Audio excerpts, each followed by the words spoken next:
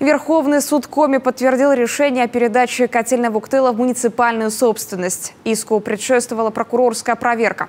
Установлено, что в результате незаконных действий в 2005 году по существенно заниженной цене в частную собственность был передан комплекс муниципального имущества. В том числе центральная котельная Вуктыла, оборудование, водопроводные и тепловые сети и прочие объекты МУП «Вуктылжилкомхоз». Само муниципальное предприятие признали банкротом, а имущество продали всего за 3,5 миллиона рублей. При его рыночной стоимости в 43 миллиона.